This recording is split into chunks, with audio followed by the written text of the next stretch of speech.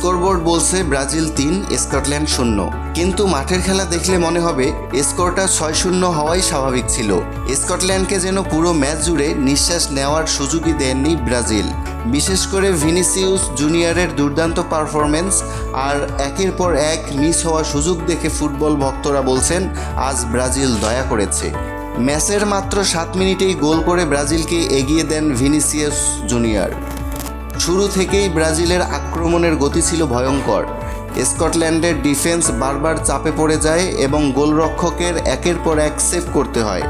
Brazil শুধু বলের দখলই রাখেনি, তারা ক্রমাগত আক্রমণ চালিয়ে গেছে।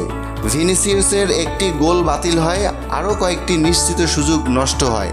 তারপর প্রথমার্ধের যোগ করার সময়ে আবারও গোল হেড করে নিজের দ্বিতীয় গোলটি করেন ভিনিসিয়াস জুনিয়র। হাফ টাইমেই স্কোর 2-0। অনেকেই ভেবেছিলেন দ্বিতীয়ার্ধে স্কটল্যান্ড ঘুরে দাঁড়াবে, কিন্তু বাস্তবে দেখা গেল উল্টোটা। ব্রাজিল আরও আক্রমণাত্মক হয়ে ওঠে।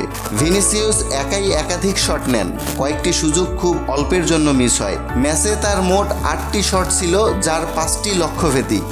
ফুটবল বিশ্লেষকদের মতে তার এক্সপেক্টেড গোলস ছিল প্রায় 3-এরও বেশি, অর্থাৎ তিনি চাইলে হ্যাট্রিকও করতে পারতেন। 60 মিনিটে ম্যাথিউস চুনহা ব্রাজিলের তৃতীয় গোলটি করেন। এরপর ম্যাচের আরেকটি বড় মুহূর্ত আসে। দীর্ঘ সময় পর জাতীয় দলে মাঠে নামেন নেইমার নামার পরও কয়েকটি দারুণ সুযোগ তৈরি হয়, তবে আর গোল আসেনি। শেষ পর্যন্ত স্কোর লাইন 3-0। স্কটল্যান্ড ভাগ্যবান ছিল যে ব্যবধান আরও বড় হয়নি। ভিনিসিয়াস জুনিয়রের জোড়া গোল, ব্রাজিলের দুর্দান্ত আক্রমণ আর নেইমারের প্রত্যাবর্তন, সব মিলিয়ে এটি ছিল ব্রাজিলের সবচেয়ে আত্মবিশ্বাসী পারফরমেন্সগুলোর একটি। এখন প্রশ্ন একটাই, এই ব্রাজিল কি বিশ্বকাপ জয়ের পথে সত্যিকারের দাবিদার হয়ে উঠছে?